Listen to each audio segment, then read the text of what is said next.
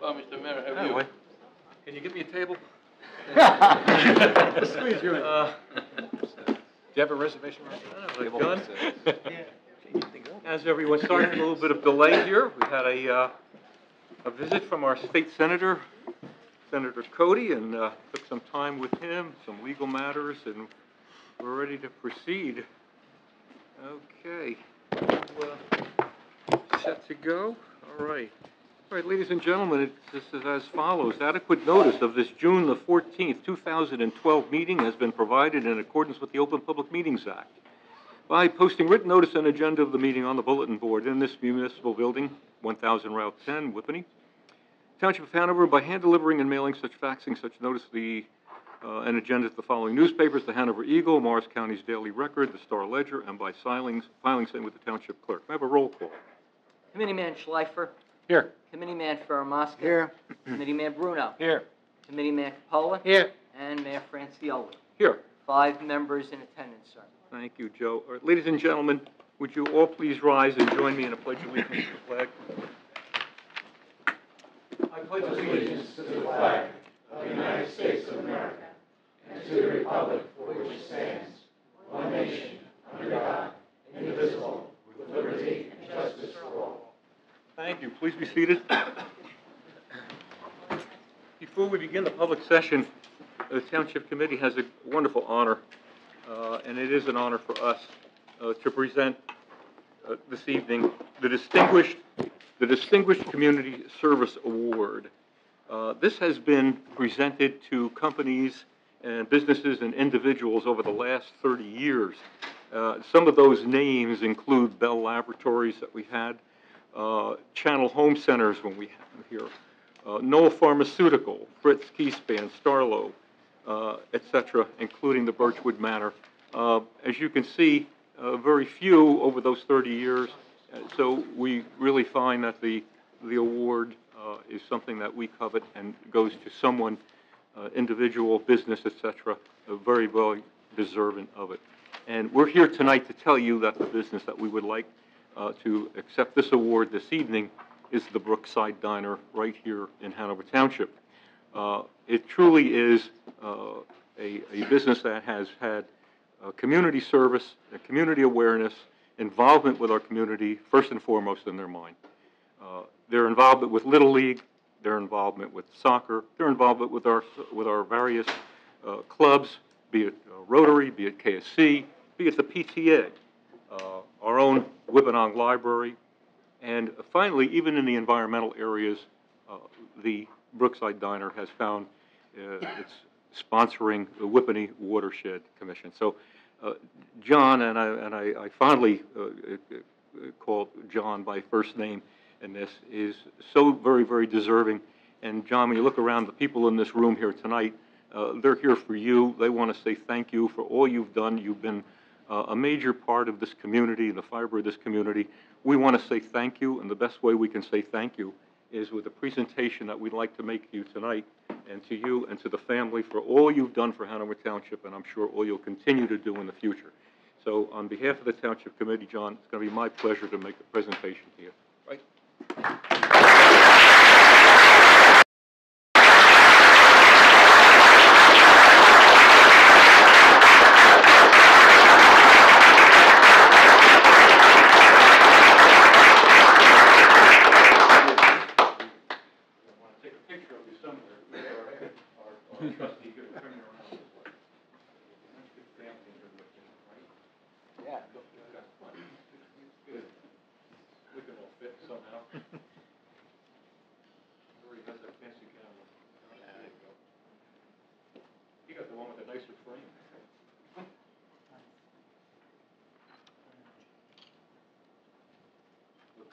Looks good to me. Well, the flash didn't go off. It does. Filming that or what?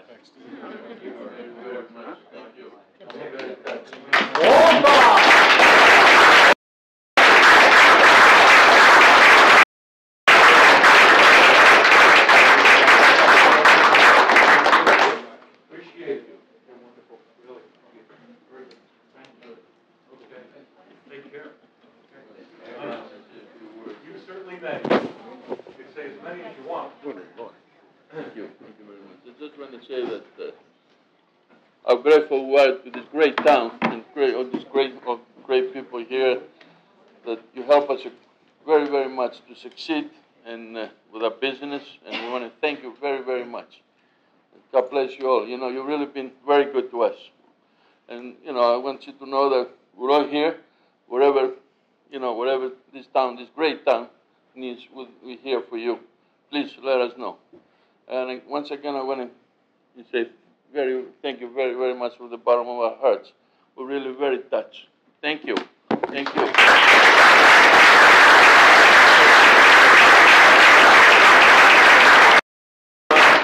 John, some of us on this board were here when you walked through that door to a planning board meeting and proposed putting a diner on Route 10.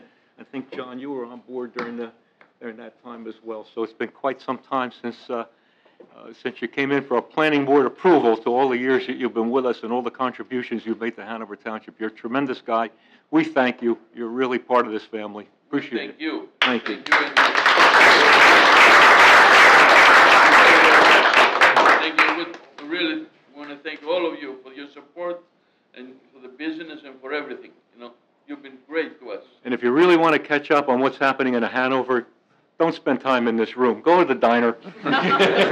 You'll learn more in a half an hour in that diner than you will in this room all night. Let me tell you that right now. I go there for my best information. Thank you very much. Congratulations. Thank It you, really thank was. you. Congratulations Thank you. again. Very touched. Okay. His coffee is better than Really appreciate Starbucks. it. We're gonna move now to the open portion of the meeting. So if you'd like to hang around and be with us, you're more than welcome. On the other hand, we're going to continue on with this portion of the meeting. And at this time, I'm going to motion for the Township Committee to open the meeting to the public for any items not appearing on the agenda. Second. Motion and second. All in favor? Aye. Aye. All right, ladies and gentlemen, the floor is open. If you'd like to address the committee at this time, you may do so from the podium and give us your name and address for the record, just at this at such time as you address us. Judy, how you doing? Hi, fine. Good. I'd just like Judy Ratty, Malpars Road, and I'd just like to thank the Brookside Diner family. You can't get a better meal at a more reasonable price than the Brookside. I've been going there for years, starting from when you walk in the door to the friendly greeting to the excellent service. We do just love it, and I'm so glad you decided to locate in Hanover Township. Thank you. Very nice.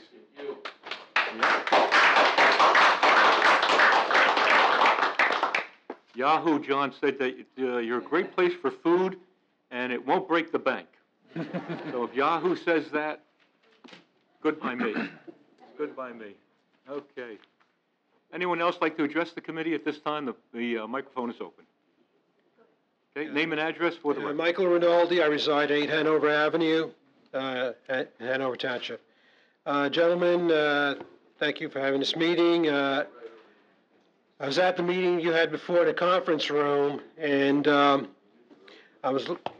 Senator Cody, I thank him for coming, and he's a nice man, but however, I was very shocked at his ignorance of what his bills talk about, namely these bills on the Foreclosure Act. I have the Assembly version here. I downloaded it, and I printed it out. Unfortunately, I couldn't print out the State Senate version, but I can assure you, having read it's very... Not enough paper in your printer. Okay. Well, no, that's another story. I couldn't print it out. But the long story is that word for word, they're almost the same. And nowhere in these bills is mentioned about special needs, disabled veterans, elderly people. They talk about, and it permeates in here, low income, middle income, middle income, and the bill defines exactly what those income levels are. Okay? Mm-hmm. I myself am of a persuasion that the less government, the better. I don't like government getting involved in real estate. Let the private market take care of setting the values of our homes, okay? The bill also discusses, gentlemen, the fact that the COA monies are to be used for this as well. They go back and forth in this bill about monies going between the two entities, okay?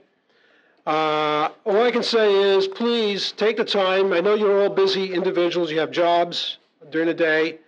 And I know maybe all 5 of you can't do this, but maybe 1 or 2 of you take the time out to download this thing, read it carefully, and ask our state legislators questions, okay? A lot of us in this town, and in fact all of us, have really broken our humps moving into this town, buying the homes in these towns, keeping those homes up, having the jobs to keep those homes, and we don't want to see our values decline. We move into this town for a reason. It's an enclave. It's safe. It's progressive. It's made up of a lot of people. In fact, everybody thinks the same way, all right? Raising families, okay? Raising them the right way, okay? We support our little leagues, our football leagues, etc., okay? None of us should be ashamed of wanting to keep certain elements out of this town. It's not being bigoted. We're not downgrading anybody of a certain economic strata, okay? What we're doing here is trying to maintain a middle-class mode of thinking, okay? You know, family, honor, and country, okay? And the point is, we know damn well that many times when you open these homes to so-called low income, you're asking for trouble. You're bringing the riffraff into town, and we don't want riffraff in this town, period, okay? And I told you this, how about the government giving aid to our neighbors and friends that are financially strapped? Let them pay, give them money to pay their mortgages. Because I know I met a lot of people in this town. Nobody wants to be unemployed for a long period of time. People get jobs, relatively quickly. Maybe a year. I'm not going to interrupt you, and I know you have an impassioned statement, and I think most of us here on this particular board agree. I think our concerns parallel yours in one area. We see a foreclosure act as an infringement on local home rule here in Hanover Township. We see the foreclosure act, should it go in the form that it is, as taking away the opportunity for Hanover Township to enter into making decisions on what that particular foreclosure would or would not be. I asked that same question to Senator while we were in there. What recourse does Hanover Township have? If we don't like the action that the state and/or COA is taking on that particular home, can we reject it? Can we not reject it? I think there's a lot of language that has to be fortified in that bill. Things have to be clarified in that bill. I think Senator Cody took that message back with him. We like you, know that by virtue of the fact that we're custodians of this mandatory development fee money, this COA money, that if the state gets its hands on it and is threatened to do it in various ways, and they begin to use it within Hanover Township, that's a direct infringement on our local home rule. And I think every other municipality in the county would share the same feeling, certainly in Mr. Cody's district. So that's our position. I'm not going to go into areas of who should or should not reside in these types of houses, be they L&Ms or be there some semantics of definition between developmentally disabled or not L&Ms, et cetera. Our issue is strictly that we want the right to determine, along with the state, if it's imposed upon us, how that home could or could not be used. And we want the right to reject the idea that that home would be used, period. So that's kind of where we're coming from. All right, I want to say that the market alone has dropped the value of my house. I bought the house I currently reside in December 30th of 2008. I paid $370,000, and now it's worth, I refinanced, it's worth $315,000. Well, that's it. I understand that's the free market, and I accept that. I don't need the state coming in now and, taking over these foreclosed homes and then selling them on the market for even less and then depreciating my values even more. Mm-hmm. And it gets to the point then, what point is it for me to maintain my house? I mean, I might as well let it run into the ground and, move out of town myself eventually. You understand what I'm saying? A lot of ramifications. There's a lot of ramifications to this. And I was a little disappointed in Senator Cody when I presented. In here, it talks about 30 years. Mm-hmm. They're going to own a house for 30 friggin' years. I mean, come on. I don't think Senator Cody has any idea of what the kind of people reside in this town. 30 years has been a time period that COA has adopted for when one takes possession over a COA unit, et cetera. So right. I think they just sort of rubber stamp that across.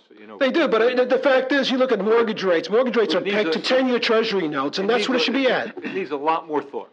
Yeah, it does. It does. And Look, I know you're a busy man. All five of you do a bang-up job, and my hat goes off to each and every one of you. I've met a lot of you on an individual basis. And I'm not up here to give you a hard time, please. I'm not doing that at all.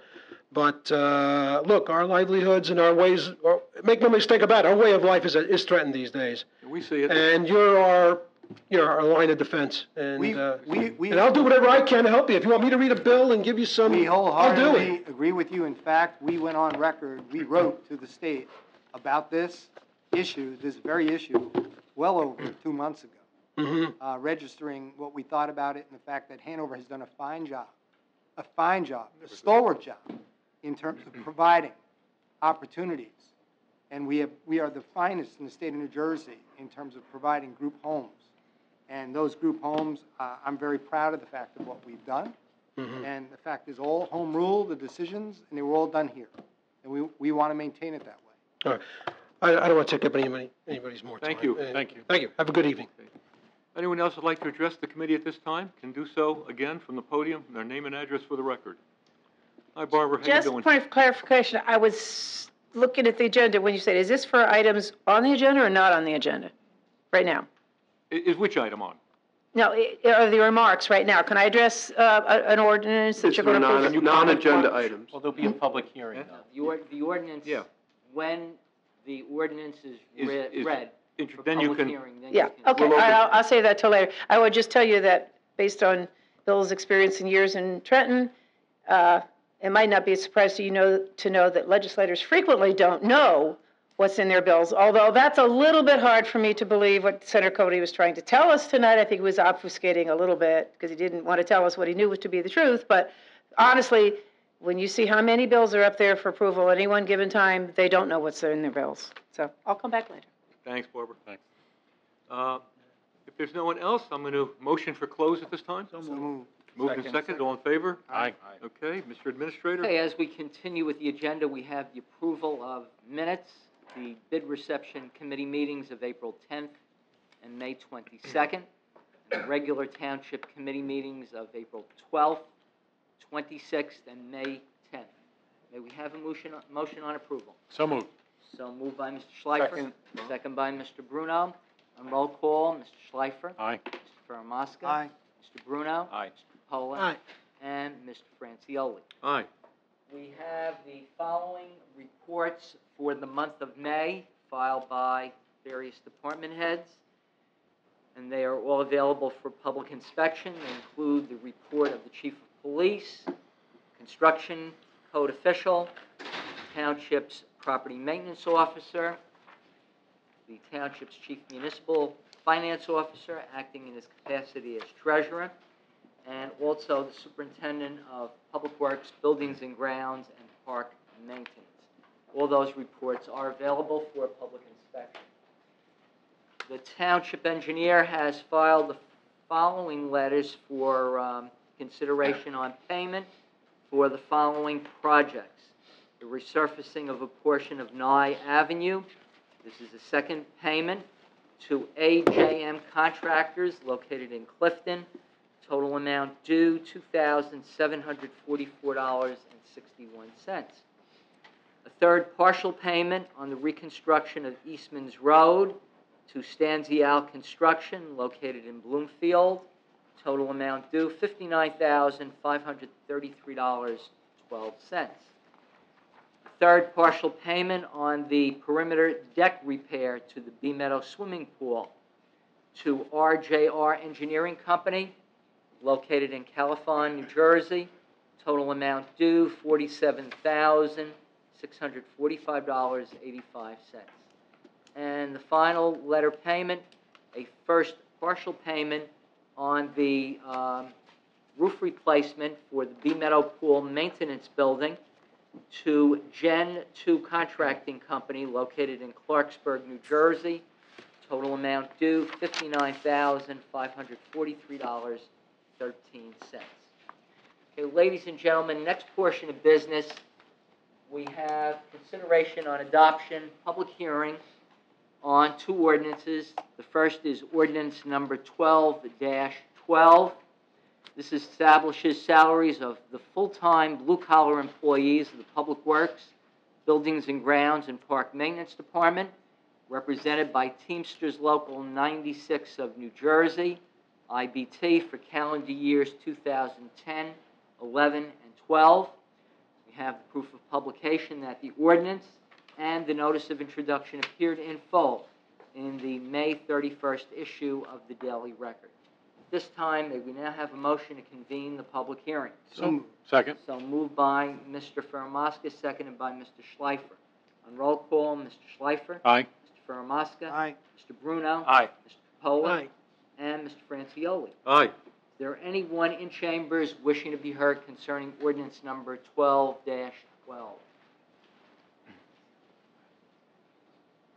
Seeing none, hearing none, may we have a motion to close the public hearing? So moved. So moved by Mr. Francioli. Second. Second by Mr. Bruno and Mr. Capola. On roll call, Mr. Schleifer. Aye. Mr. Fermaska. Aye. Mr. Bruno. Aye. Mr. Capola. Aye. And Mr. Francioli. Aye.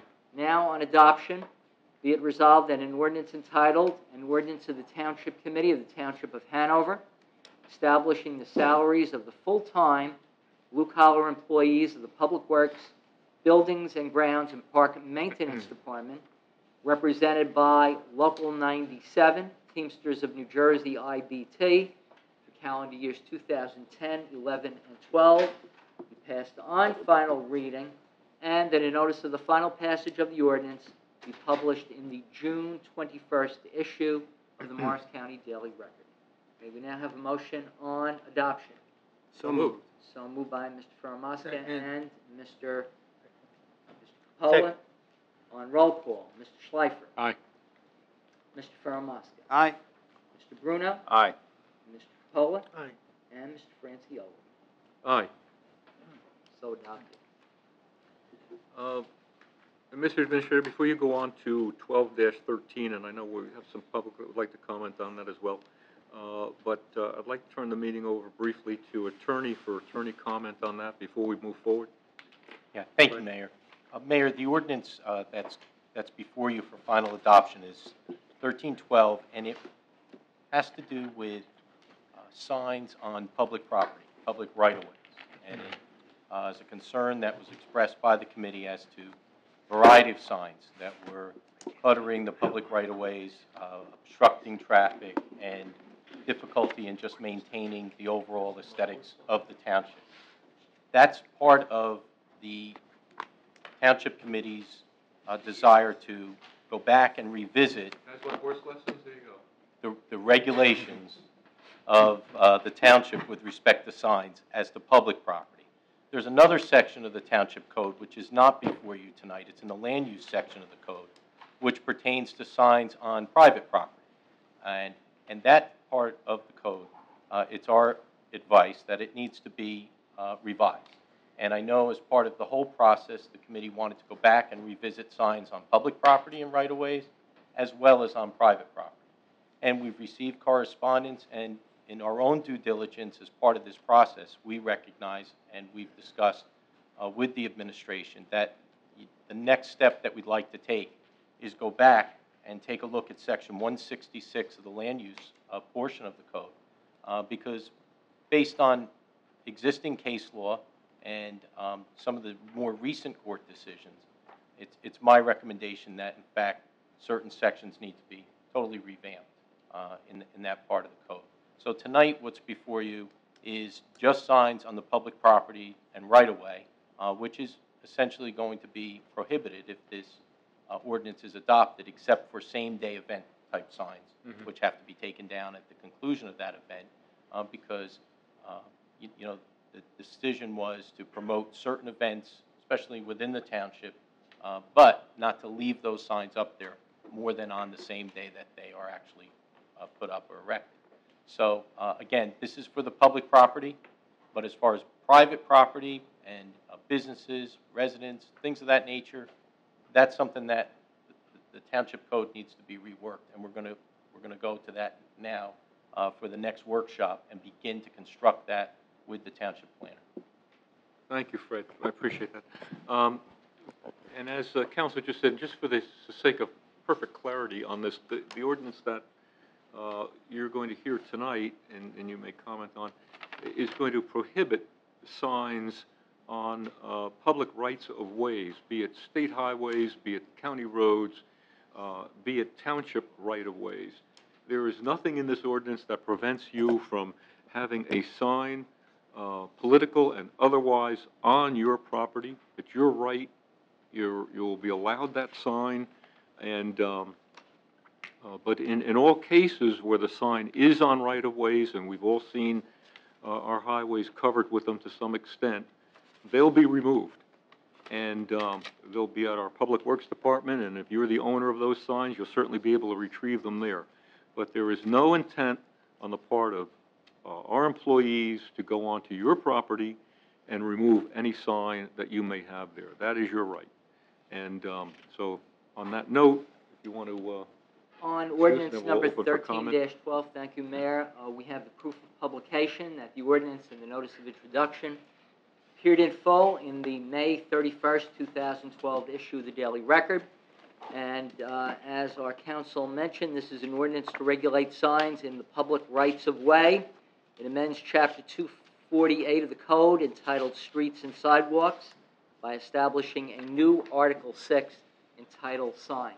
May we now have a motion to convene the public hearing? So moved. So moved by Mr. Second. Schleifer, seconded by Mr. Farrar-Mosca. On roll call, Mr. Schleifer. Aye. Mr. Farrar-Mosca. Aye. Mr. Bruno. Aye. Mr. Capola. Aye. And Mr. Franciulli. Aye. Is there anyone wishing to be heard on ordinance 13-12? Please step forward to the microphone and give your name and address for the record. My name is Jeff Hardy, Harty. I own a house, still own a house at 60 Perry Street over here in Whippany. But my question has nothing, it has to do with signs itself. What I would probably going to go after is the house and a legal aspect. But what I would like to do is move my business, Harlow Wholesale Lighting, into the house and possibly put a decorative sign in the front stating that it is a home-based business. And I just don't know what the ordinance is within the town to have a home-based business, let alone a decorative You sign. just broke two rules, but go ahead, Jim. Okay, well, tell me, Ron, clue me in. Okay. Running a business out of a residential neighborhood is not allowed. That's Oh, it is number one. not? Secondly, as an adjunctive to that, if you were going to put a sign up in front of that to say that you are running a business there, that's a violation as well. Oh, I didn't know that.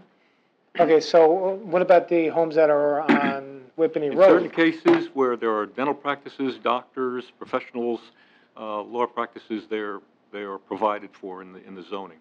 Okay, But any other home-based business run as a commercial business out of the house is I can't not do it. allowed. Okay, thanks. Okay, thanks, Yes, sir. Jeff. Anyone else wishing to be heard? Barbara, so you're trying to get up there.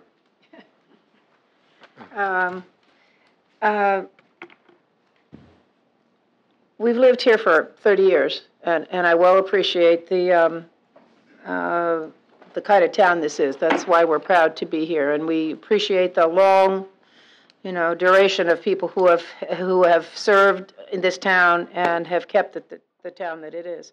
I'm a little bit concerned. I was going to ask for clarification, but I think I did receive that, as to what the intent of this was. And having just had a personal experience with a political campaign, I just wanted to express the thought that I'm concerned about our right of, free speech under the First Amendment to publicize campaigns and elections. We know in America the voting record of people is abysmal. In the past November general election, I think 33% of people about across New Jersey voted. I believe in the primary last week it was closer to 12%. We have a situation where most of the public doesn't pay attention to what goes on. There are lots of reasons for that. Some of them are understandable, but they don't pay attention, and we get the government we deserve. And in the last campaign, when some of our signs, as well as other folks, kept disappearing, I would suggest that we helped our opponent, who is now your senator, by not making those signs be more visible to alert people and to remind them that there was, in fact, a very important civic event that they needed to participate in. I understand the long-standing history of concern about signs. Most towns, you can put those signs up, those political signs up, a month ahead of time. Here you can do it 2 weeks ahead of time, but here I see it that it would be prohibited except for, I guess, the day of the election, you could put up some signs? Is that what I read this to say? Well, you know, Could- I mean- technically, it'd be a same-day event, so. Yeah. it wouldn't I mean, I don't know whether that's considered a one-day event. It wasn't a one-day event from my perspective, but I don't know from a sign perspective. I know that we put signs on this triangle out here, and they have historically been there, but other folks other than mine, we don't take it personally, but other than folks, then the AIM signs disappeared. And it is, many of the private properties are off the beaten track, obviously. They don't come to the public's attention as much as on the public right-of-way, on Route 10 or on some of these islands or places that are kind of out of the way, but it's a good place to put a sign. You see them in many towns. I guess I would argue that in the interest of an informed public and encouraging the public to participate in a critical part of their responsibility for our society, that maybe we should put up with a couple of weeks of those, and that if the town allows us to do that on their property, that goes a long way toward helping people perform their civic responsibility. So I just have some concerns. I understand not wanting signs, and perhaps it's the Einstein-Mungi thing that was the thing that got us all, because I think we all noticed. God, was that a blitz? Yeah. Oh, my God.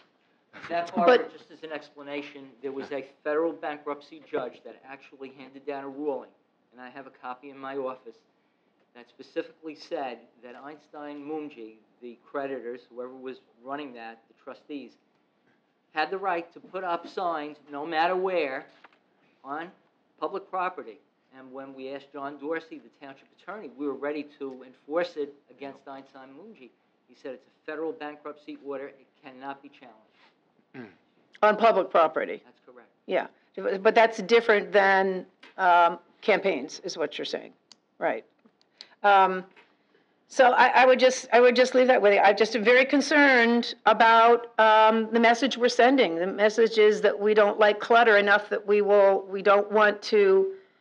Preventing clutter, I guess, is more important than encouraging people to exercise a very critical civic duty. And my husband is not your senator.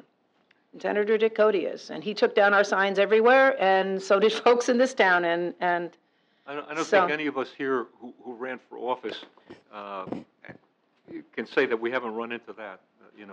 Well, yeah, it's been going on for years. We understand, but this codifies it. 50% of mine disappeared overnight. Absolutely, yeah, we've all had that unfortunate experience. But this code and says that. Does it say that the signs can be up that day? Is that what it says for political signs? Yes, a same-day event is the exception.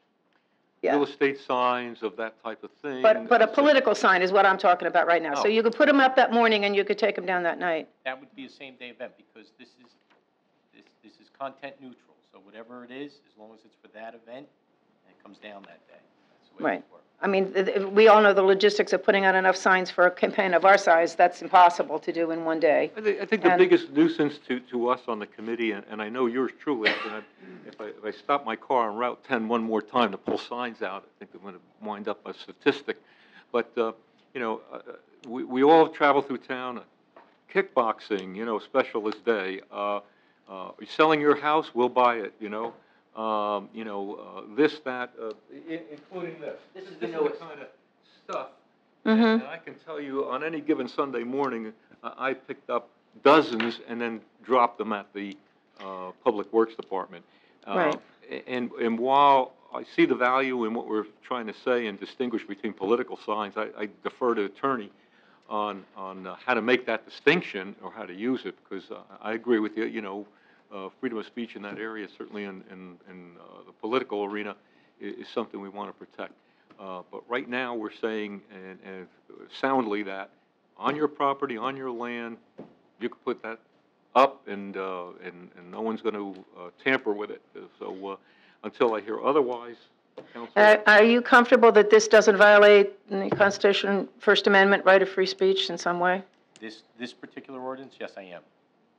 Okay, I would just conclude with saying that I would distinguish between all that other stuff, which I can understand how we think that this is garbage. All that other noise. All that other noise, but political campaigns are not noise. I mean, people think they are, and that's why they don't vote, and that's why we get the government we deserve. So I just would ask you to reconsider, and maybe you want to put it off till tonight if I've convinced you, but political campaigns are a little bit different, I think. Thank you, Barbara. Mayor, may I just say, there were other points that have been raised by members of the public in correspondence that was very relevant, that we are taking a look at. It just doesn't pertain to this section of the Township Code. Understood. Jim Neidhart, Appleton Way, Whippany. I don't want to be repetitive to anything that Barbara said, other than to say that I support what she said 100%.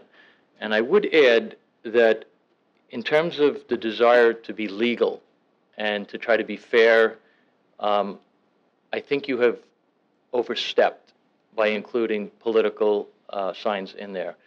And I'll give you an example of how you can do a carve-out.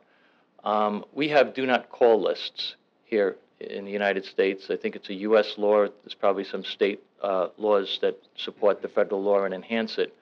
And they make a specific carve-out for political campaigns. You can get on a do not call list, but there's an exemption for political campaigns. Mm-hmm. And that recognizes the First Amendment right to free speech and all the things. I'm not going to reiterate all the things that Barbara said, but I support those 100%. In this country, incumbents have an unnatural advantage. They get elected at over 90% of the time due to name recognition and the powers that come with being in office and getting your name in the paper. I don't have a terribly large problem with incumbency at the local level, because if there's a problem, I can come here and just grab you by the shirt and tell you what I think. But as you go up to higher levels of office, particularly beyond the county level, at the state level and the federal level, you can't just wring their necks. And for the average person to get involved in politics, to run for office for anything other than county committee, it's a major endeavor and it's a major effort. You have to go around and you have to kiss a lot of parts of bodies that you don't like to kiss in order to raise lots of money and to get your message out. Getting a message out for an unknown candidate it's got to the point where it's virtually impossible. So very few people other than lawyers run for political office above a certain level, because they're the ones that have the connections and all that. Was that a shot at Fred? No. All of them in general. The lawyer aspect of it. So I would ask you to strongly consider that in many aspects of our our laws, that not just the Supreme Court, but the federal governments and the state governments have made carve-outs for political speech, particularly related to campaigns. Specifically, I'll reiterate the one related to the do not call list. Specific language to call out to say that that's an exception. And I would ask the Township Committee to reconsider this and potentially postpone this vote in order to discuss that aspect of it, because I don't think that was discussed, because the current legal opinion does not reference that at all. And if that wasn't considered in doing this, I would ask that this isn't a rush. This isn't going to, the end of the world isn't going to come if this doesn't get approved tonight. I just ask you to have one more conversation on that. I think, given the First Amendment on one hand versus our desire not to clutter up our streets, I think we can put up with a little political speech for 2 weeks of the year, provided that it's taken down within a reasonable time after that. So I would just ask you to consider that.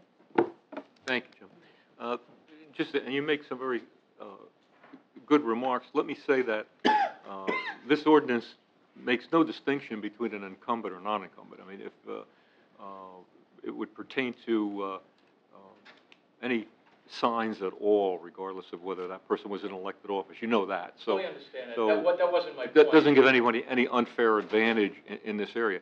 And onto the question of how the committee wants to proceed on this, they've heard you too. If whatever their wishes are, whether it's additional discussion with council on this or not, I leave it up to them.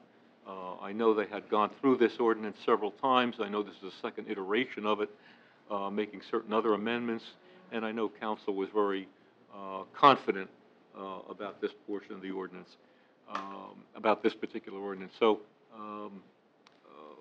again, I'll wait till the end of our public session and see what our township committee wants to do.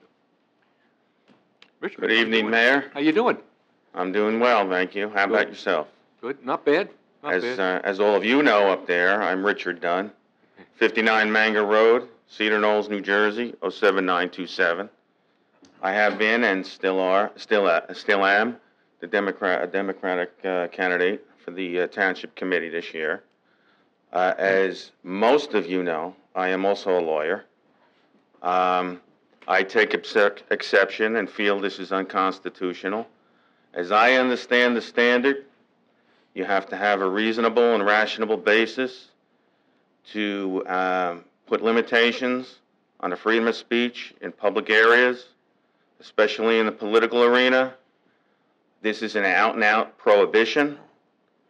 I can't imagine it would endure a challenge and be successful.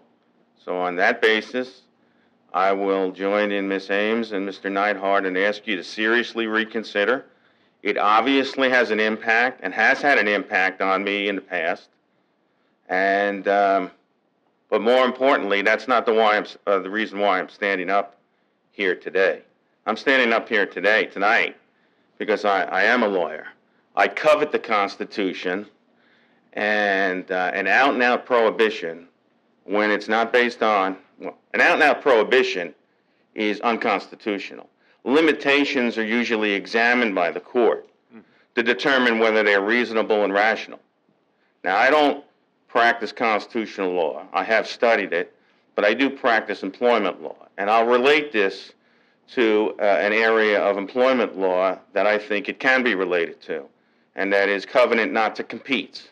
Employers all over this country most with trade secrets, try to insert strict covenant not to compete in their contracts with their employees. The court will honor some if they're reasonably and rationally based. They will strike them down completely and utterly when they're an out-and-out prohibition to prevent that employee from practicing his craft.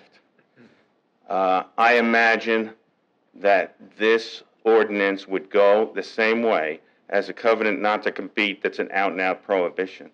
So I urge all of you to please, like what Mr. Neidhart said, reconsider. This is not something that's urgent, but it's something that is extremely important. And really, I'm disappointed not more people are here tonight, because it is an infringement on one's political liberties. Thank you. Thank you, Richard. Hi, I'm Lucy Tisharin from Deerfield Road in Whippany, and I just have two questions.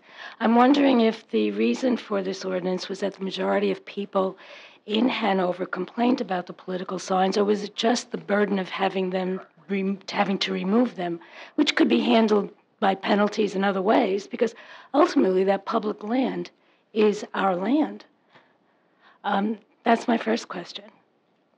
Was there an outpouring of complaints from the town, or? Complaints from residents that they felt it was a quality of life issue, not for political signs alone, for any type sandwich sign boards like this one appearing in the town.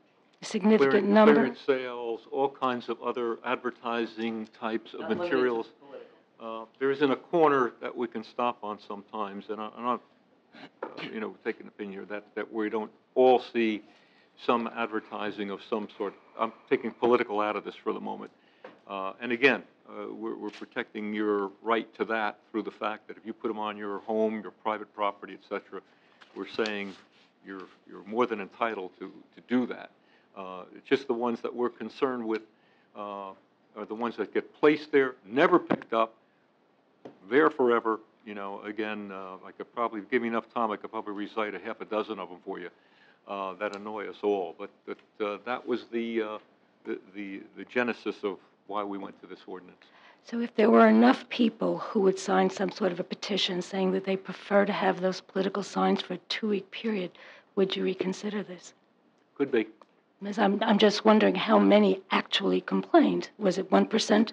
Was it 2%? Was it 50% of the people who live here? The second question is, what is the issue, what is the policy with respect to garage sales that cover a 3-day, 2-day period? Do you take them up in the morning, bring them down at night, put them up the next day? Is that how The it's one-day going? event, you'll have your ability to put that sign out on the right-of-ways and then remove it that night, but if you're going to have the event another day, you'll place it and then remove it. Okay. Thank you. We've had garage sale signs affixed to Township Street Forever, signs forever. and utility poles forever, and they just stay there. Yeah, I understand that. And then we go about, I mean, there's another side of this, but I'm not saying that it generates that, and that is that our Public Works Department then has to go about the business of stopping, collecting them, picking these up, taking them off poles, cleaning up areas, and then having those signs available, and then making the phone calls to the people that issue the signs, come and pick them up. So it's a whole other process on the other side of that. Again, I'm not speaking to political signs. I mean, that's, you know, there's a way we can address that, Counselor, in some fashion. And unlike some municipalities, they do give people fines for violations. We don't have anything like that in any ordinance that we have on the books or even proposed in this ordinance. Well, I would ask, as others have, that you hold off on this decision and allow people more time to comment on it. Thank you. Thank you. Hi, good Carol. evening. Carol Fumchenko, 38 Malapartis Road. I think the reason why there's a little bit of an outcry on this was because during the last election, signs were taken off private property. I have no objection to your new ordinance, but I had a question about the existing one. The big key question here, or the key word, is right-of-way.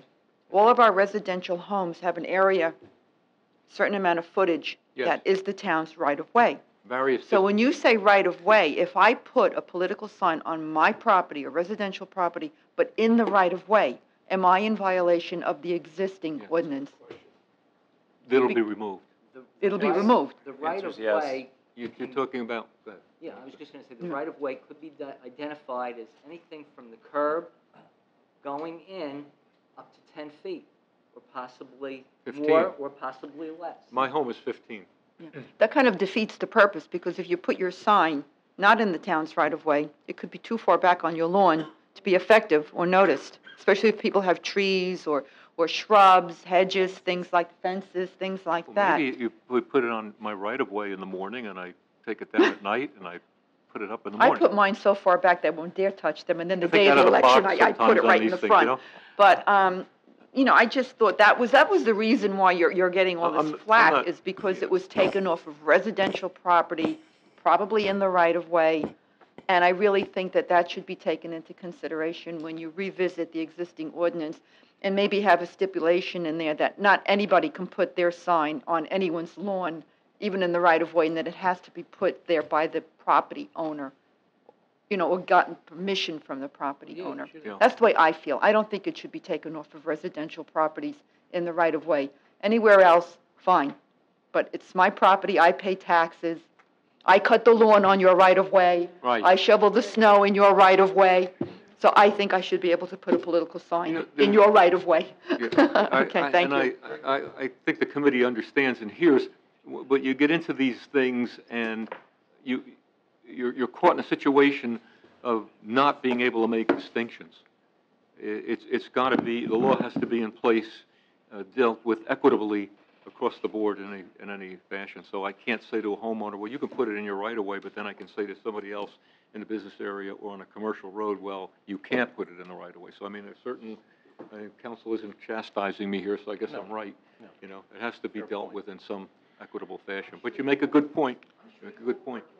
Maybe we should just have let's see, Council, we're going to start to think creatively. Maybe there's a window of 14 days when these campaign signs can be used, you know, and then not. I don't know. Well, but again, we are going to revisit the land use portion of the code, which pertains to private property. And Carol may not be a lawyer, but you can tell the smart people always work for the lawyer. She worked in the law.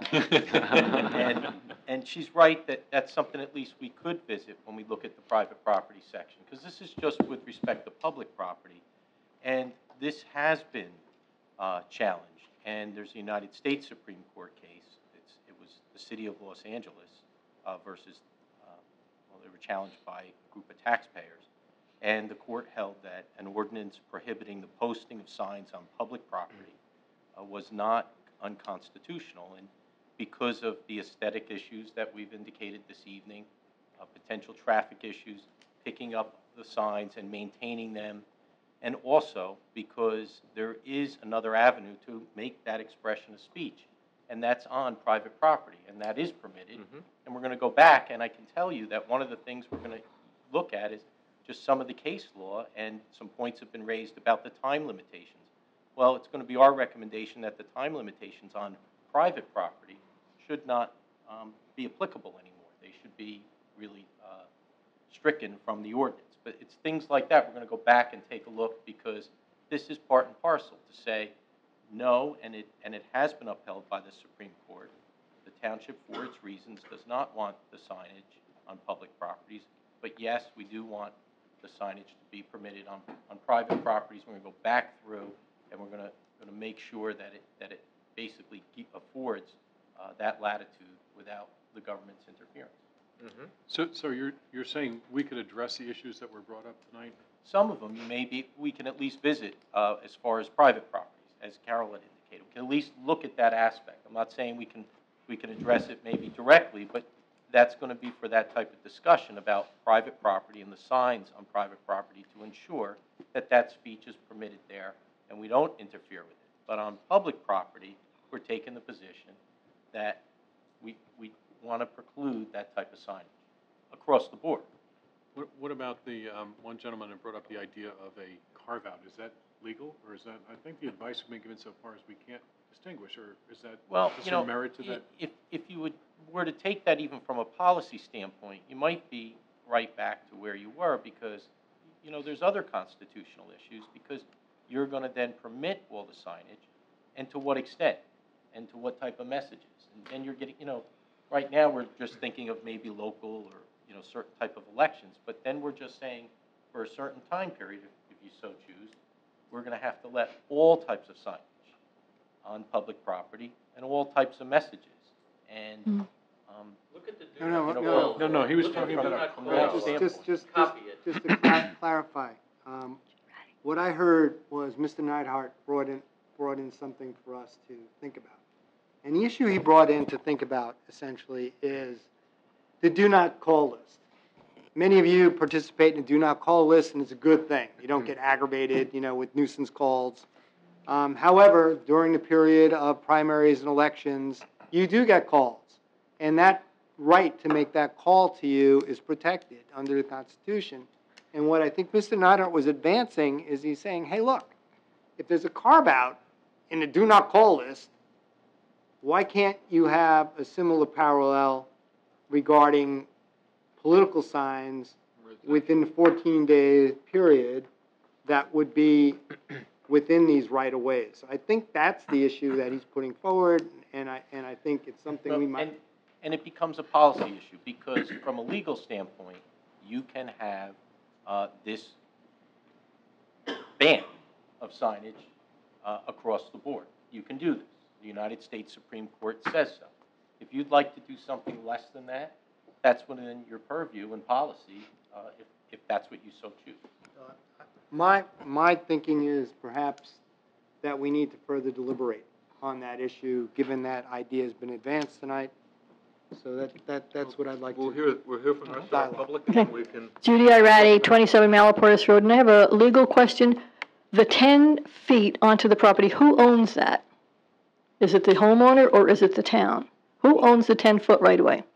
Well, it's a right-of-way, and the right-of-way is actually, the town owns the actual right-of-way interest, and then you have the underlying ownership. So it's sort of akin to an easement or an access from that standpoint. So if the town owns it, does that mean that I own it, township resident? Well, you have an interest in the property, yes. So does that mean that if I want to put up a political sign on Barbara's lawn right away or Carol's lawn, I could put up my own political sign in that right away?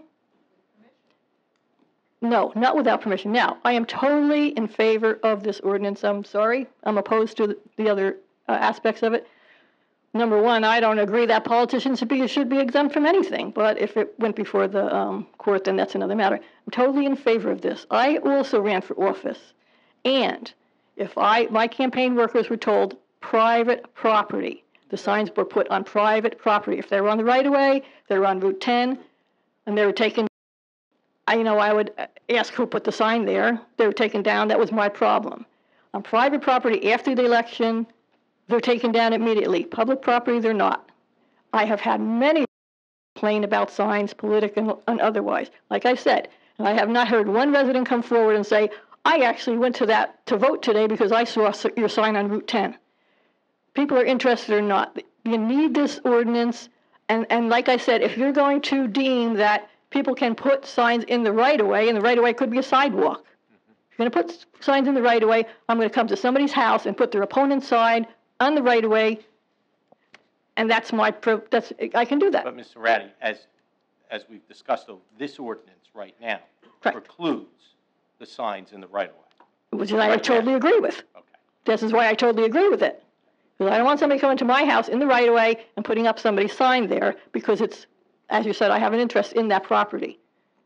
I really, really think this ordinance should be passed tonight. It's really needed. And like I said, township residents that are running for office, they know people in town, they put their signs on their lawns in town. You have a problem on the public right away. Some campaign worker puts a sign there, another campaign worker from another, the opponent comes, takes it down, puts their sign. It's always like a back and forth thing. And you can't say you trespass on my property because it's a public property. You have a problem there too. And then you have public property and public right of way, you have oversized signs. Somebody wouldn't dare come and put an oversized sign on somebody else's lawn. So you do this. And like I said, if you're running for office and you don't have any friends in towns that put signs on their lawn, you're not going to win the race anyway. So like I said again, I'm totally in support. And there's one other clarification. I read the Hanover Eagle, and I was very shocked to say that to read that the Hanover Township Republican Committee is opposed to the ordinance. Now I'm taking this to be the Hanover Township Republican Club. Ron Francioli is on there, John Faramofsky is on there, George Capola is on there, I'm on there, and not once did we discuss this, and this did not come from the Republican Club. The Republican Club is not opposed to this. Members of the Republican Club can be, but the Republican Club is not opposed to it. And another thing, it says the Republican Committee has sent a letter to the Township Committee. The Republican Committee did not send a letter to you. So I just want that clarified. I hope Jim Lent will clarify that in his newspaper next week. And I guess that's all. Thank you. I'd like to add a point to that also, as far as this ordinance. I campaigned considerably. I put out 150 signs, everyone absolutely approved. Not one of my signs was not approved by a resident. I walked this town blind. Okay. Now, to me, if you do that and somebody else is running and they're not going to do anything and think they have a right to put their signs all over the sidewalks, I disagree with that. If you really want to do it, you go out, whether it's a back street, front street, people see that, they spread the word. Okay? Okay, I had signs removed. That's the political end of it. That's something that I had to deal with on my own, even though they were on private property. But that's why I'm supportive of this, because I don't think it's right that if you want to campaign, you campaign, but you don't put your signs all over public property just because you don't want to have the initiative to go out and really, get the permission. And like you said, if you can't get the permission, you're not going to get the support anyway. That's totally correct. And I can go around this town and probably pick out 10 signs that are still there from the primary. After the one primary last year, there was a sign on Route 10 in front of Pine Plaza for a month. Well, I can tell you that going around with the voting areas that I have, there's still signs throughout Morris County that have not been removed by freeholders. Mm-hmm. And then if it's on public property, what do we have to have, public workers go on the public property? What if it's on public property and I trip over the sign and get hurt? Who pays for that? Who's liable for that? Well, and I think we can. But anyway, is the intent of the ordinance, but yet we're kind of picking apart different aspects of it, and are we discriminating against politicians? I don't think we really are. None of us would be up here, right? I don't see it as being onerous in any way. I respect Mr. Neidhart's opinion about the do not call list, but I don't necessarily see the analogy here. We're talking about allowing people to continue to put signs on private property. That's not going away. And then on all these public areas, if you go to the corner of Eden Lane and Jefferson Road 2 weeks before the election, everybody's got a sign up. So I don't see that it gives anyone an unfair advantage in any way, shape, or form. Whether you're campaigning for a local office or a state office or a county office, if we litter these public right-of-ways with signs, which is what ends up happening, I think it takes away from the fabric of the town. So the intent here is not to discriminate against politicians, obviously, but to just put an end to all these nonsensical signs that are just littering our streets. And really, we have, the ordinance in place, and I know our attorney is going to address this, is really only for 2 weeks out of the year that these signs can go up anyway. So we're not so much talking about those 2 weeks, it's the other 50 weeks. Right? And these aren't the political signs that we're really dealing with necessarily, although, that's become the topic of discussion here. It's the other 50 weeks and all the nonsense that gets put up around town. So that's the intent. Judy, I think we're on the same page here. Do we need to go back and revisit it? I don't know. I'll defer to my colleagues on that. I feel pretty strongly that we've worded it correctly and that the intent is correct. But maybe we need to have some additional discussion just to fine-tune it. Thank you, Bob. Once again, I think your intent is correct. The do not call list, I use that myself as a politician. I wish I didn't. I wish I were, were not exempt because I don't particularly like to get those calls either. But like I said, I don't think politicians should be exempt from anything. We're just one of everybody. But you're getting into a couple of my other pet peeves. Lawyer advertising, doctor advertising, and this and that. But, keeping your signs on your property, nobody has taken signs off the property. Sometimes mistakenly, when the roads are increased in width, a sign is taken down, which is actually on a private property, and I understand it was returned right away. But try to keep it 10 foot back, and then you'll be safe. And, everybody will see all the friends you have in town, and they'll come out and vote for you. Thank you. Mayor, may I also add that, presently it becomes, we really don't want to be involved. It's obstructing traffic. And then someone else complains that, why did you take my sign down? And just with a ban, there's no discretion. It's just not permitted. That's a fact, and it does happen. Going back to George's comment, it's a very good one, too, I must admit. As he said, goes out there and asks a homeowner for permission to put it on their lawn. And a very wise old politician once said to me, Ron, just remember when you see all these signs on the right-of-way, signs don't vote, people vote. So the sign on the lawn truly says that this individual supports you for that vote. Now maybe that's what intimidates opposition people. I'm not going to get the politics of it, but there is some wisdom in having permission to put it on a person's lawn. Yeah. Richard. Just briefly, three things. I'd like to get a citation for that Supreme Court case that you mentioned, Mr. Semru, if you could give me that. 466 U.S. 789. All right, I don't have anything to write anything down now. If you could just write it down. I can give you a copy. You can give me a copy of it? That's fine. Okay. That's number one. Number two, and just to answer Ms. Arati's question directly, because I have done real estate law. You own the entire piece of property. You are the record owner. The town owns none of it. The town has the right to come upon a certain strip of it to do what is necessary to maintain it. That's why it's called a right-of-way, not a right of ownership. And that includes the curb by the street? Well, it's different for different towns. So I don't know what the setback line would be considered in our town. I don't. The reason why I have a question, the thing is, it varies property to property, the setback. I had those signs removed because they're right on the curb on Hanover Avenue. We can't hear you from back there, so you, hearing too. Yeah. We should only have one person. If Richard wants to give up the microphone, you could. Just one more point, and it's in response to Mr. Coppola's comments. As everyone knows, I ran against him. We had signs, both of us, on private and public property. Our signs were both removed from public property. Mr. Capola, when that happened, you actually telephoned me at my office That's right. and expressed outrage about why this was happening. You asked me, did I know why it was happening? And it was actually before I had a conversation with Mr. DeGiorgio about this in his office, and I told you I didn't know.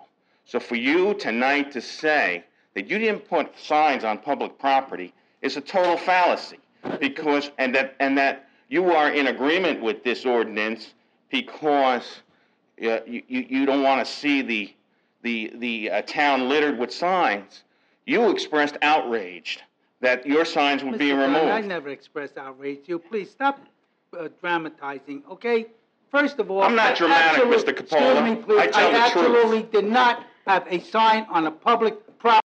I don't care what you say. Did you have I signs had removed? permission Mayor? from every single resident. Mayor, Did you have Okay? signs removed? I had signs removed on Gentlemen, private property. this is a dialogue. George, I know you don't want to Okay. raise your voice. Well, I don't want to raise my voice, but he's not going to sit there. I know he's got an issue with me. I'm not going to sit there and have him criticize me of saying I did something when I didn't.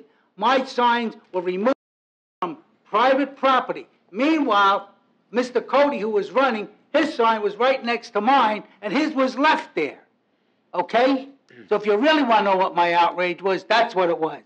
Did you pick up signs from the Department of Public? Mr. Dunn, this is a public hearing on the ordinance, not on a specific I want to set the political record matter. straight, Mr. Samurai. I understand, but I just want you to know, this is a public hearing on the The ordinance. DPW wouldn't have had those signs if they weren't on public property. That's my that's where you're point. wrong. Okay. That's where you're absolutely Gentlemen, wrong. please. I'm done. I can prove that. I really don't want to get into a debate on the politics of the use of signs. We did agree here that we're going to examine that window on private property, et cetera, involving the easement, not involving the easement. And I think, am I clear on that, fellas? I mean, you know, look at that aspect of, would you call it a carve-out? You know, something like that. Carve-out idea. Phyllis wants to, yeah. All right, Phyllis, go ahead. Phyllis Coppola, 27 Woodcrest Road. I'm just here to address the sign issue. Our signs were placed on private property. All his signs were put out the very night. He worked till 2 o'clock in the morning to put the signs out. My daughter, on Monday, had all the signs removed. They were all removed from people's property that we knew. She went down to the Public Works and picked up all those signs and could not get an answer to why they were removed, not why they were removed. She got every one of those signs back, had to wash them because they were all muddy, and clean them and put them out all over again, all the people. So to say that his signs were not removed, they were removed. And she picked them all up, spent the whole day putting them back on people's property. Last year was terrible things were happening in Hanover, terrible. The signs were removed, and he worked hard to put them out, and they were removed on right where other people's signs were. And I don't really like people saying things like that because they were removed. Excuse me. And I'll ask one other point I'll add. I have a listing of every area where I put a sign, an address, because I had teams of folks that went out, put the signs out based on addresses that were approved. And my signs were removed, Cody's signs remained. So we know who was involved with it. Can we stay on the matter at hand? Can we stay on the subject? Can we stay on the subject at hand on this ordinance? Look, everybody's signs are removed, but if they're on private property, they shouldn't be removed. I have a clarification. Mr. Dunn here said that the property is owned, the right-of-way is owned by the property owner, and I have no rights to that property? Now, I think, would. Okay, what did you say? You said the town is entitled to step upon your property in that right-of-way to do whatever is necessary to maintain this. And the town is entitled to keep that right-of-way clear. Mailboxes that are built into stone walls, shrubbery that's put on the right-of-way, all of which is allowed, can be removed. Am I allowed to go on that right-of-way? Yes. Am I allowed to put something on that right-of-way? No, not in front of my own home, somebody else's home. Am I allowed to go on that right-of-way on somebody else's home? Mr. Dunn? I don't think so, no. If the property owner permits it, yes. Mr. Dunn, if the property owner permits it, how many sidewalks do we have in town? Are they in the right of way? Do I go to every property owner and ask, say, can I walk on that sidewalk that's in your right of way? No. Well, Mr. Dunn, the right of way is owned by the town. I can use that right of way, and if the person that is adjacent to that right of way is on there, well, so can I. Thank you. Jim, I'm going to give you the mic again, and then we're going to close this. 30 seconds. You got it. Nothing personal. The This is clock is just running. related. This is back on topic on clock is the back. Get it back. ordinance. Get it back on. I just wanted to clarify that I was actually here 2 months ago, and I was one of the people voicing concern about the Einstein-Mungi signs. I had asked a question about that and voiced concern about that. Yeah. I understand fully the intent of the ordinance, fully understand that, and I support the intent of the ordinance to remove the problems that are associated with commercial signs. Big problem in town. I 100% support that. I also support the elimination of political signs during the other 52 weeks of the year. 48? 50. It's the only 2 weeks. I personally find the political robocalls and personal calls during election annoying, unbelievably annoying. I don't like the signs that I see out, the political signs, 15 of them, 20 of them on an island. I don't like that. I think it's unsightly. But I think the right of freedom of speech and political campaigning overtrumps that, and I think that we need to, for 2 weeks, I think we can put up with that. And yes, there is some extra work on the part of the town workers in order to do that, a little bit of expense, understand that.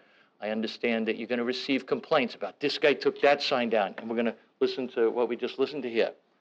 That's part of the political discourse. Sometimes the democracy, the republic that we live in, sometimes it's messy, but I think we need to put up with that in order to preserve our rights. So, thank you.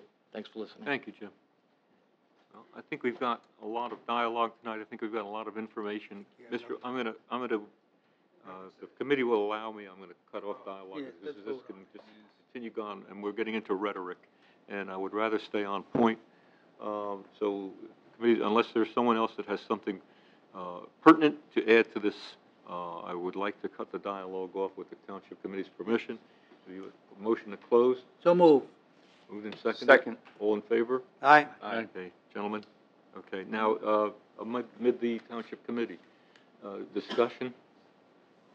Yeah, I think that after listening to the pros, the cons, there's no silver bullet to this whole issue.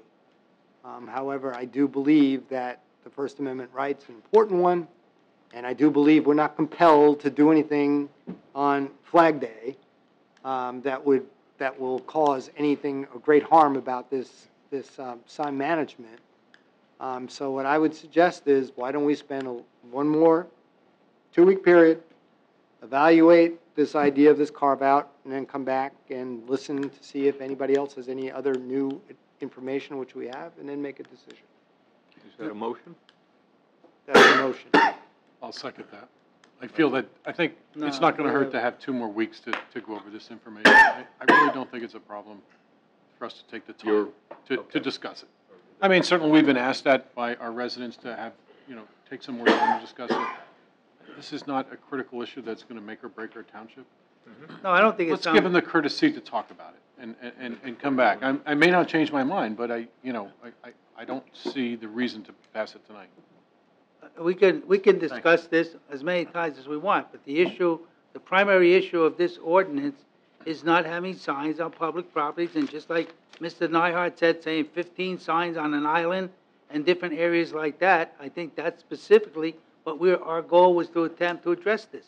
How is this going to change if we wait another 2 weeks? Are we going to say, well, we can now allow maybe 1 sign, or maybe we can allow in specific areas? How are you going to be able to pick and choose? All right, we discussed this rather at length. I don't know how much more we can discuss it or how much more we can refine it, other than the fact that we felt that there was a myriad of signs all over public property, whether they were campaign or non-campaign. And the campaign is really a small period of time that we're reflecting in this ordinance. But it's actually the other, 10 months out of the year where we end up with signs all over the place. We have garage signs that are placed and then left there. We have political signs that are never picked up. We have advertisements for tricky trays and different events that are never picked up and they're left all over. And I think this is what we were talking about. So, personally, I don't see what's going to change whether you vote on it tonight or you vote on it 2 weeks from tonight. And actually, it's not 2 weeks, but we don't have no meeting next. The first one, right? 28th. 28th, okay. Yeah, I mean, I see the benefit perhaps of revisiting it from one perspective, and that's Mr. Samrau, who has mentioned that we do need to address the rest of the ordinance. So this is just a piece of the ordinance, but I believe I heard him say that there are parts of it that we're going to be revisiting anyway. So maybe we should get the entire ordinance tightened up before we vote on it. And I'd be okay with taking it another 2 weeks. I don't think this is a life and death matter. The public's brought some things to our attention that perhaps we hadn't considered, or maybe we need to reconsider. So I'm in favor of waiting 2 weeks for the vote. Thank you, Bob. Fred, a revisit would be in the land use portion when you're talking? Yeah, that's different. Is this isolated from the land use portion? Yes, it is. This is not in the land use section of the code. That's section 166, which, as correctly pointed out, we're gonna revisit. Right. This is section 248, and if you're going to revisit this, then you would make a motion to table to a specific date. We would then have the final hearing for this section. Well, would any revision that you would consider or the committee would consider affect this particular ordinance, or would it take place in the land use? No, if the committee wants to consider the exemption or the exception for the political campaign season, then that would be this. Private properties and no, in the public properties. Well, okay. If they want to consider that, that would be this section that's up before you tonight. So if there's an interest in saying we're interested in that 2-3 week exception on public property, then that's this particular section of the Township Code. If you're not interested in that, then I would say you really don't have anything else before you, because this is what we set out to do, put the ban on all signs in the public right of way and on public property, and that's what this ordinance. But if you allow that for the political signs now, do you not discriminate against other people who would prefer to have signs to go up? I would agree with you, Mr. Coppola. During that time period, I would agree that it would have to be. Or any time they have to say, hey, if you're allowing this, are you not allowing other people? Those are things we would have to look at. Those are certainly valid questions. But there's political speech and issues like that we would evaluate. I can tell everyone that the courts have upheld this type of legislation, specifically this type of legislation. Yeah. Is that what you want to do? All right. And Mr. Faramasco wants to continue with his motion. Yeah, the motion is to table. Okay. Okay, just so we know for the record. How do you want to proceed? Go ahead. Well, just for the record, the public hearing was closed. Now we have a motion by Mr. Faramasco to carry to the meeting of June 28th, John? Yes. And we have a second by Yes, I'll Mr. second Schleifer. it. All right, whatever. So with that, we have to take a vote. So we'll start with the roll call. Now, a yes vote would be to table to the meeting of June 28th. And if it's no, then you would go back and you would deliberate and vote on this ordinance this evening. Correct. If the majority is no. Right. So with that being said, Mr. Schleifer. Aye. Mr. Faramasco. Aye. Mr. Bruno. Aye. Mr. Coppola. Yeah, let's wait for a week, that's okay. Mr. Franciello. Aye. So approved. So Okay. it is, Re-examine. the public hearing is closed. No further discussion then from the public, but it will be carried to the meeting of the 28th. Thank you, everyone, for your contributions to Thank this, you. and committee will revisit it. Introduction of additional ordinances. Not Joseph. at this time, Mayor. Okay. Okay, as we continue, ladies and gentlemen, with the agenda, we have the consent agenda with resolutions. Are there any questions from members of the governing body concerning any of the resolutions which appear on page 1 or 2? Hearing none, seeing none, may we have a motion to approve the consent agenda? So moved. So moved by Mr. Coppola. Second. Second by Mr. Bruno. On roll call, Mr. Schleifer. Aye. Mr. Faramasco. Aye. Mr. Bruno. Aye. Mr. Coppola. Aye. And Mr. Franciello. Aye. Resolutions are approved as a consent agenda. Ladies and gentlemen, we now move to the raffle applications as follows. Raffle application 2551, Assumption School Homeschool Association, an on-premise auction on the 18th of October at the Birchwood Manor between 6 and 8 p.m. Raffle application 2552, Assumption School Home and School Association, for a 50-50 on-premise raffle on the 18th of October at the Birchwood Manor between 6 and 8 p.m. Raffle application 2553, Assumption School Home School Association, an off-premise raffle on the 18th of October at the Birchwood Manor between 6 and 8 p.m. Raffle application 2554, Assumption School Home School Association, for an on-premise raffle on the 18th of October at the Birchwood Manor between 6 and 8 p.m. Raffle application 2557, Assumption School Home School Association, for an on-premise raffle also on the 18th of October at the Birchwood Manor between 6 and 11 p.m. Raffle application 2555, Hackettstown Community Hospital Foundation, a 50-50 off-premise raffle on the 3rd of November at the Hanover Marriott between 7 p.m. to midnight. And raffle application 2556, St. Clair's Foundation. This is for a 50-50 off-premise on the 4th of November at the Hanover Marriott at 5 p.m. May we have a motion on the approval of the raffle application? So moved. So moved by Second. Mr. Faramaska, seconded by Mr. Capola. Excuse me. On roll call, Mr. Schleifer. Aye. Mr. Faramaska. Aye. Mr. Bruno. Aye. Mr. Capola. Aye. And Mr. Francioli. Aye. And ladies and gentlemen, the final item on the administrator clerk's agenda is the payment of bills. Total amount of payment, $4,923,819.75. So moved. Please play the Have a bills. Motion by the finance director, Mr. Second. Schleifer, seconded by Mr.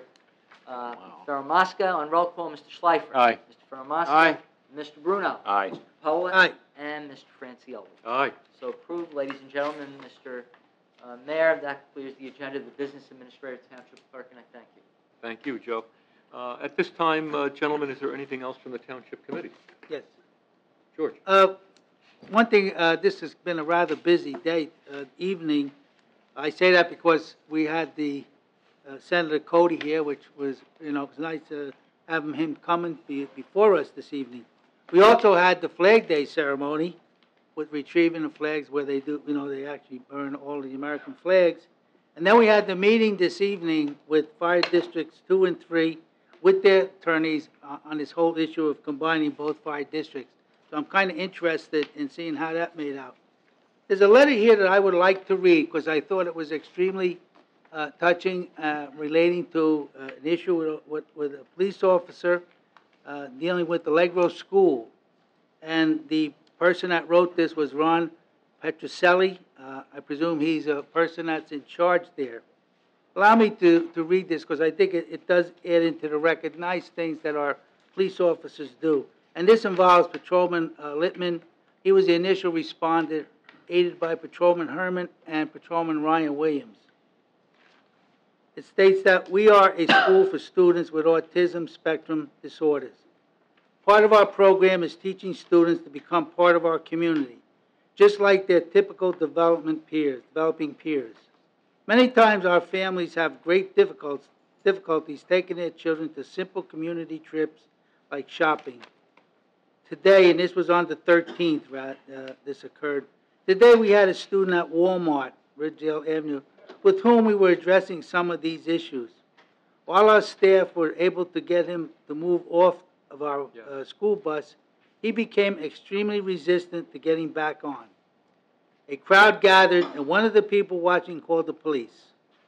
Officer Littman responded.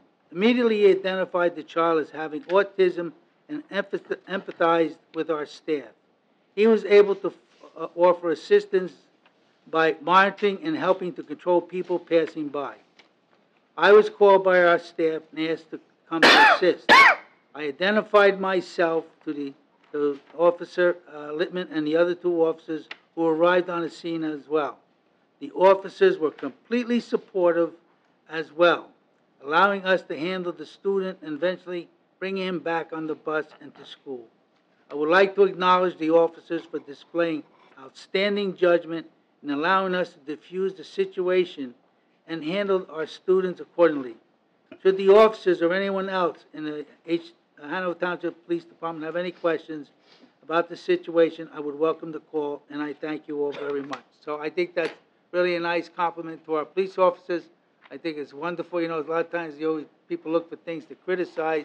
It's nice when we get a compliment like this, and that these police officers did handle this situation extremely well, and I thank them on behalf of the entire committee.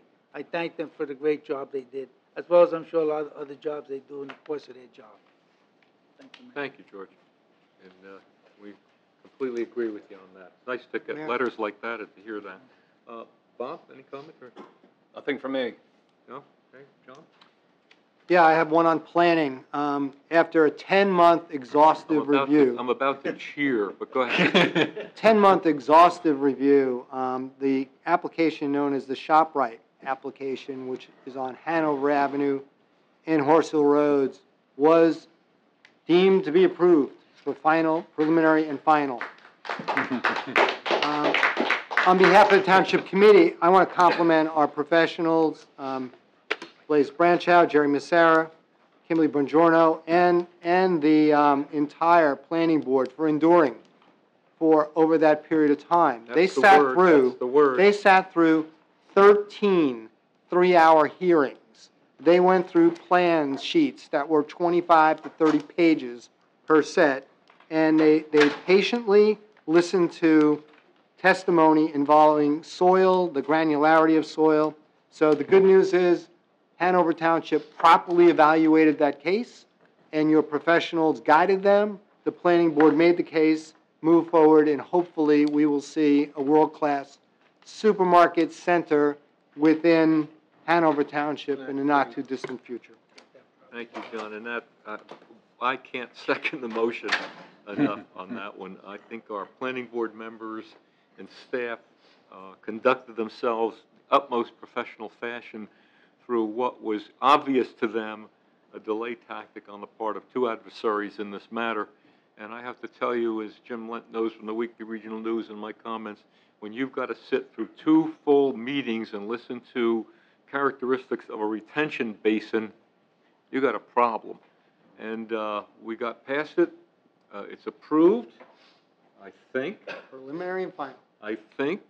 And you're right, we're hoping at some point to see the shovel go in the ground on that one, so thank you. Kenny, go ahead. Just a couple items. One, as the Director of Finance, I'd be remiss without complimenting Silvio on his presentation to the senior citizens on June 6th.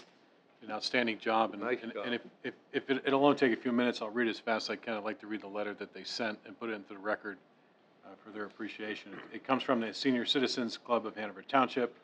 It says, on behalf of the Senior Citizens Club of Hanover Township, I would like to express our sincere thanks for your presentation on property tax relief programs for senior citizens at our meeting on June 6, 2012. Your presentation was clear and inclusive. Many of the seniors expressed to me their appreciation for your answers to their many questions.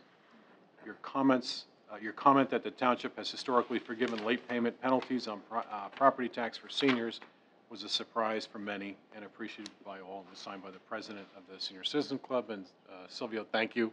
I got a lot of positive comments from the seniors on the information that you provided for them. They were very happy that you attended. I hope they fed you there or something, or no? I got water. Okay. I guess they try their hardest. That is a low budget.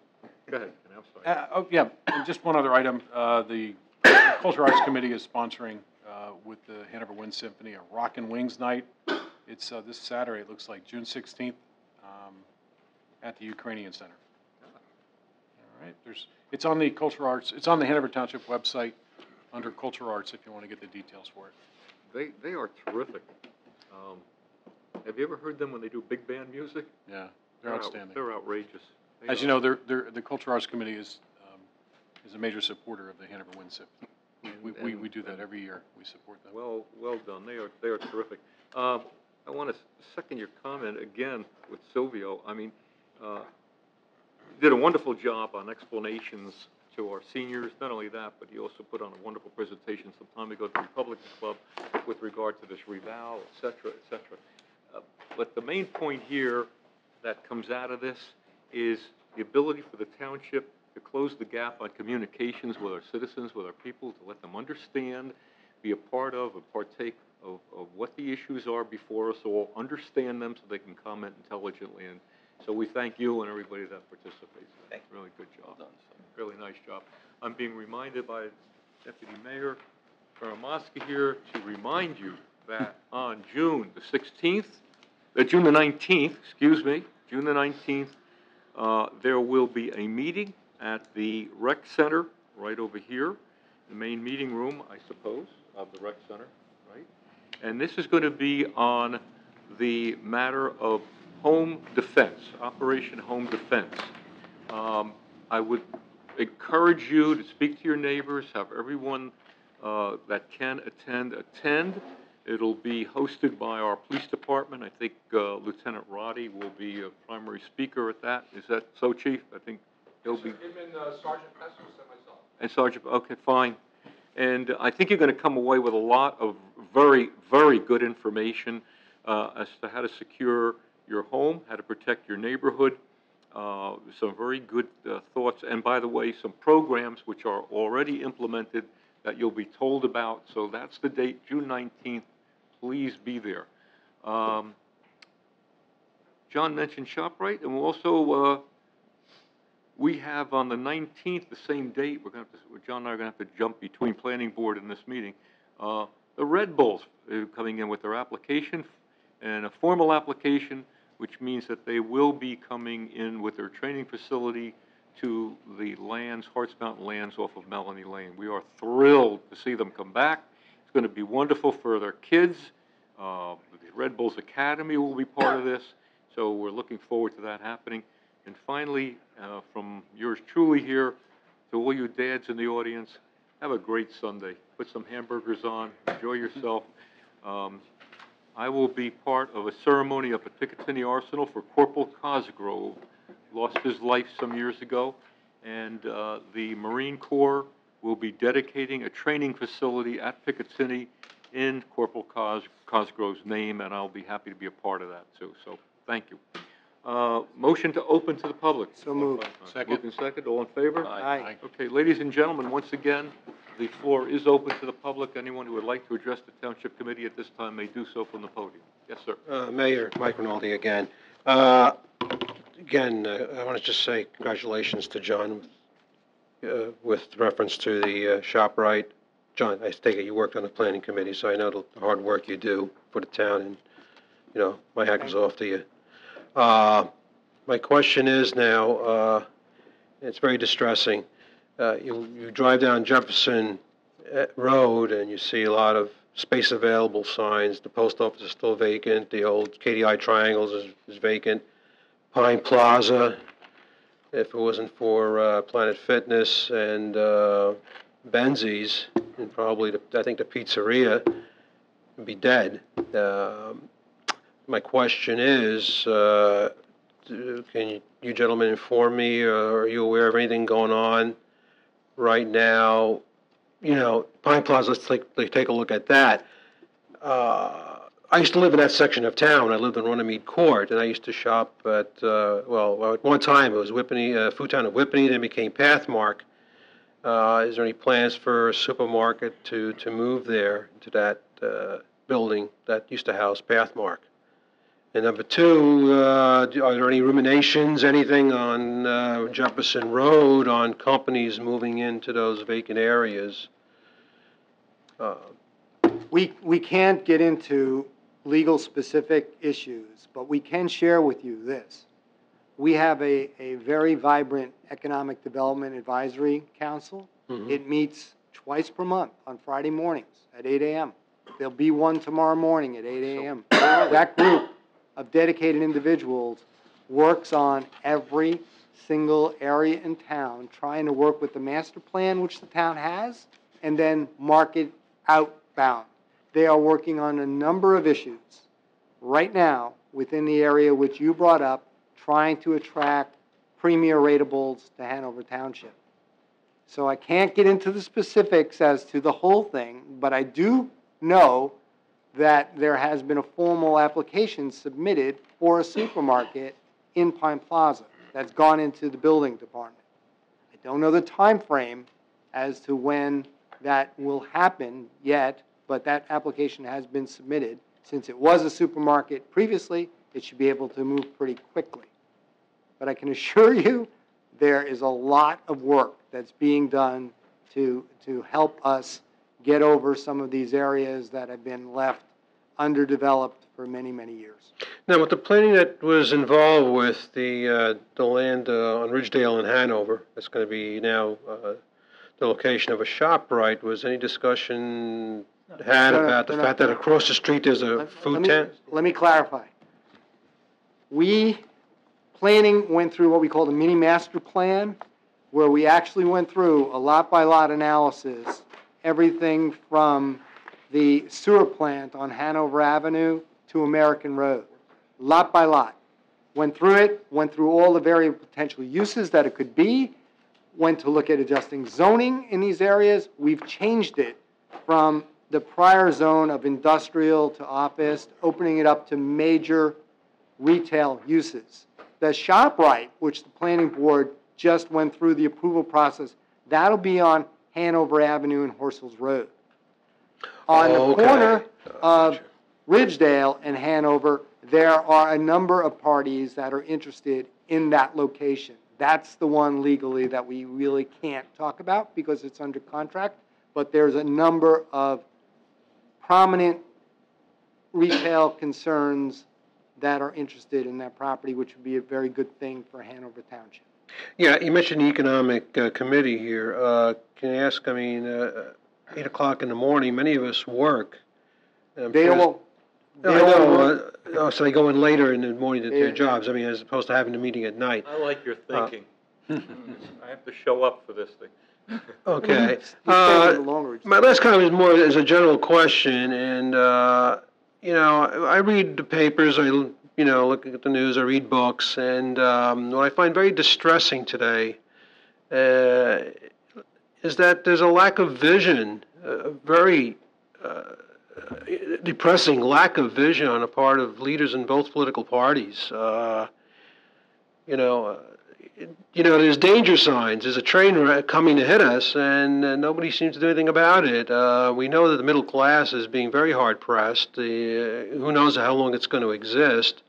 Rodney Frelinghuysen brought out a very interesting statistic that was in the Star Ledger, for example, they have PolitiFact, that stated that he was 100% true. He was saying that for every dollar of income that comes into the federal government, there's $2.61 that goes out. And we know that's a recipe for disaster.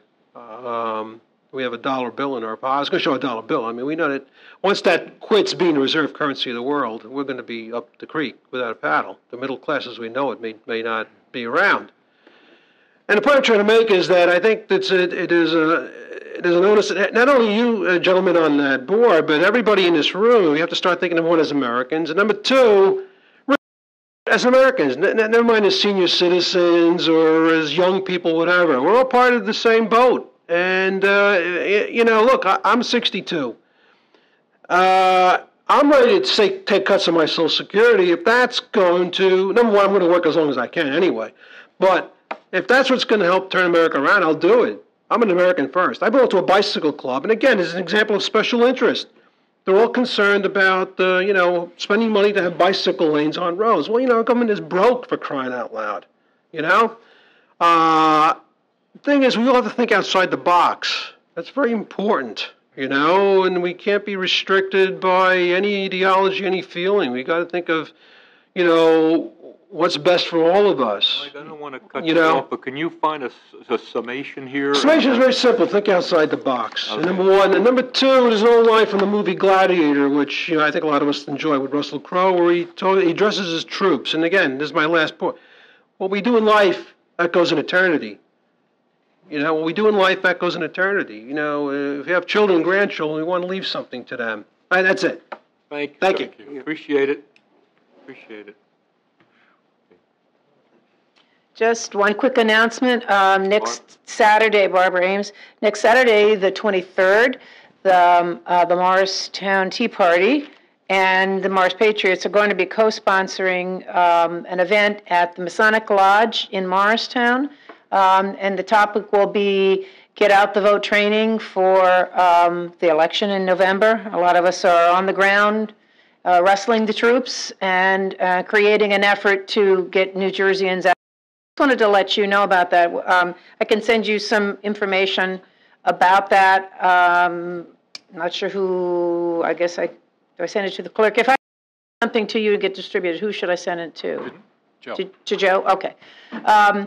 Just that is, we believe that's really critical in turning this country around and not waiting for other folks to do it. So we are looking for this to be a county committee training, of which there was, of course, a reorganization meeting on Tuesday night, but also other folks, too. We want to open up to any other folks who are interested in helping us in the state of New Jersey, really, presumably priority Morris County, Northern Jersey area. So I'd like to invite you to that meeting, and I'll send Mr. Giorgio a copy of that date so that you can publicize it, perhaps. Thanks, Barbara. Any Democrats that would like us to come to their meetings can let us know as well. Equal time. Anyone else like to be heard at this time? Hearing none, seeing none, motion to close. So moved. Second. Motion for adjourn. So moved. Second. All in favor? Aye. Committee is adjourned. Thank you. Holy Oh, I So couldn't anyway, be- I need a photo. We're not done. Oh, I was-